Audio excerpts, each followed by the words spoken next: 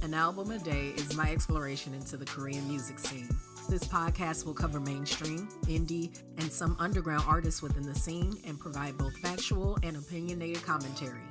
The biggest benefit to sharing my thoughts this way is that it will hopefully expose you to more great music and exploration of your own.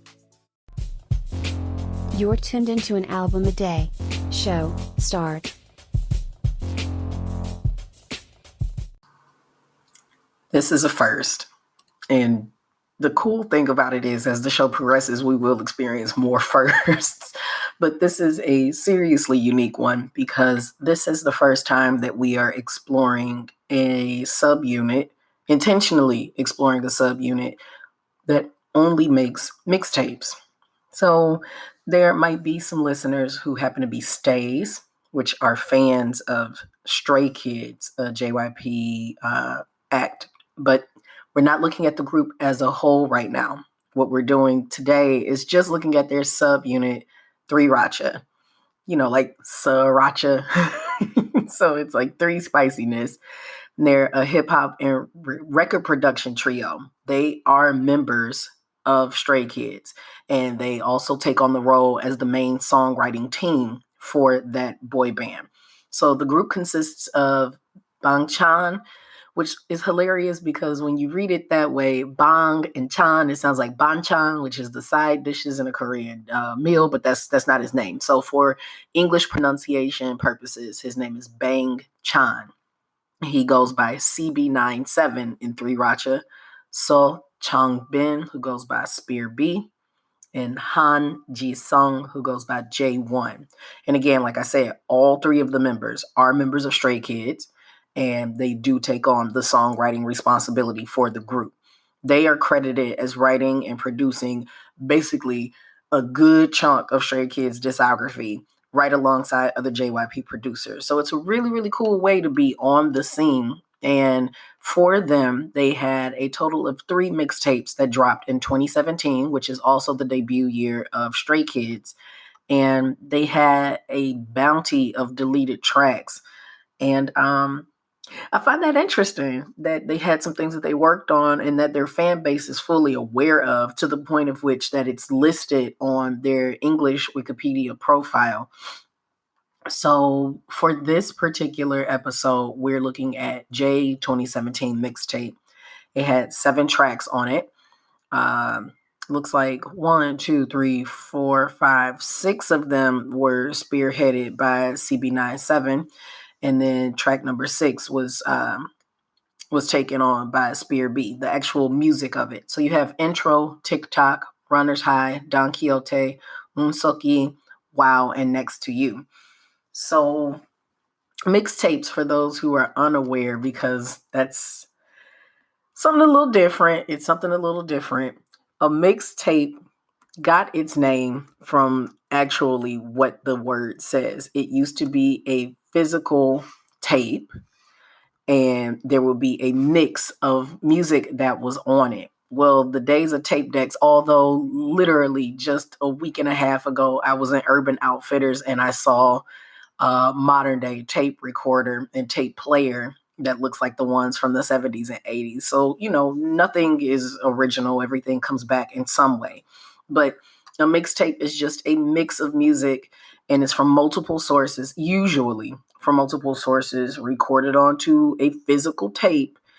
But, you know, when cassette tapes stopped being a thing, then they became mixtapes that were on CDs.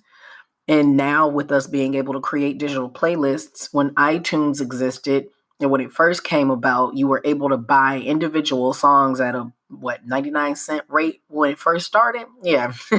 And be able to create your own playlists that in turn kind of count as a mixtape now. So likewise for this show, hashtag A3Day Highlights playlist on Spotify, that's almost a mixtape.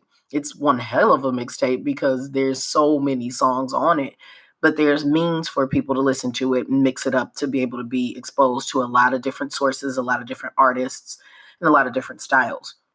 Mixtapes were very, very associated with hip hop and R&B, and also a lot of self-produced or indie released albums could be available free of charge And those were usually mixtapes as well. So now in the 2010s, mixtapes or mixed CDs, whatever you want to call it, I'm still calling it a mixtape just for, consistency purposes.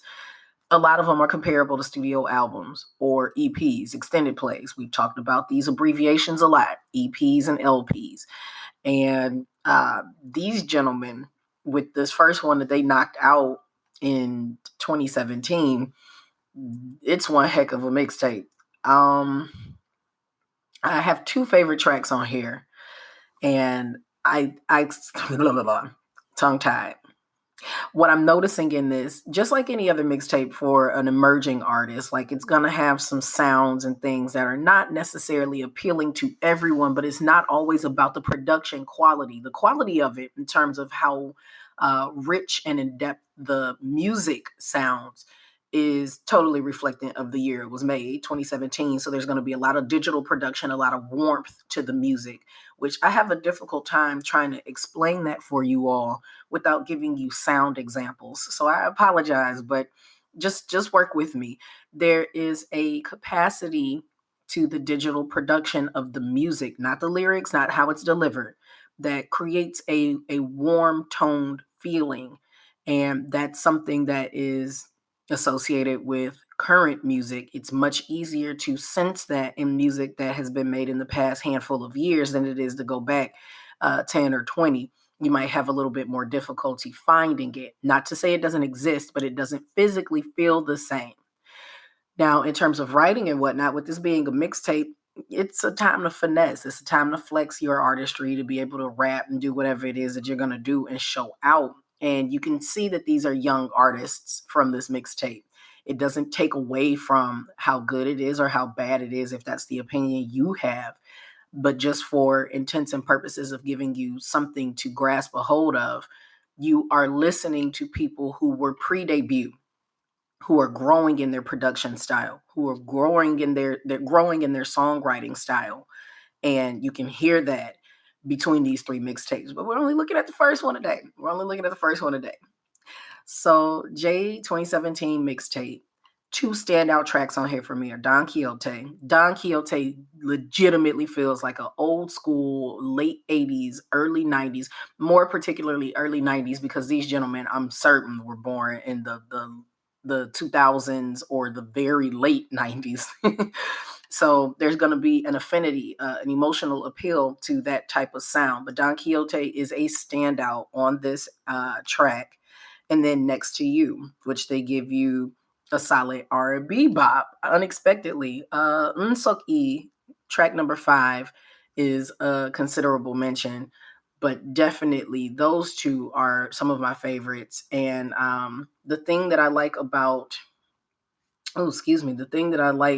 the most about uh, Next to You is you have this whole album that's just slugging the whole time, and then all of a sudden it comes to a nice halt. It comes to a nice little slowdown for you to have a real R&B jam to walk away with. It's really, really cool. So I'm looking at the playlist for the show, and I'm hoping that this particular album is available for me to add music to.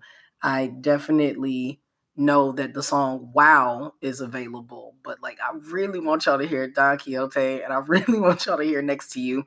If you can't, they are certainly available right on YouTube. I had no difficulty finding any of their work there. There's also a 3RACHA playlist. Let's see if they're Start Line. No, that's not this album. I'm gonna figure it out because I really want y'all to hear Don Quixote. It's so good. It really is. And if I can't get that, at least we know quite a bit of the other songs that I enjoyed. Or I found it. I found it. So yes, if you have Spotify listeners, you'll be able to enjoy listening to that. I'm really, really thrilled about it. Really, really thrilled about it. But before we get into the ranking and the shout outs, I want to make sure to share this little tidbit with you. Listen up. Okay. If you happen to hear a random scream out of nowhere in this, there's nothing horrifying going on. It's a kid being a kid outside. It's, time for them to go to school. So it's a little early in the morning.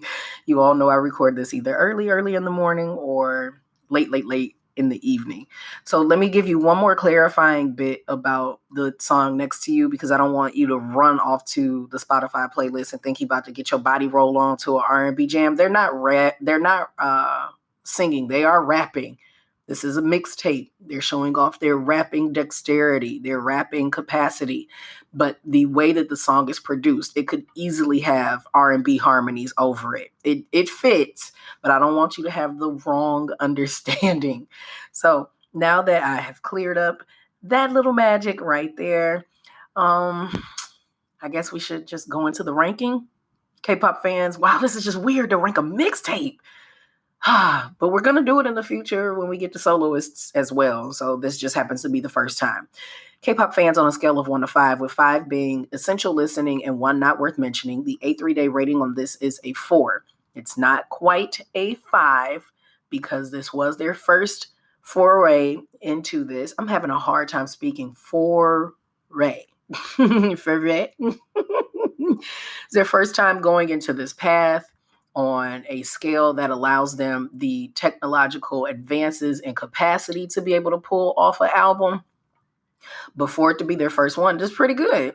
Like, if you were a fan of Stray Kids or you watched their development, then, this would greatly appeal to, spiking enough interest to be like, man, I should really, really check them out.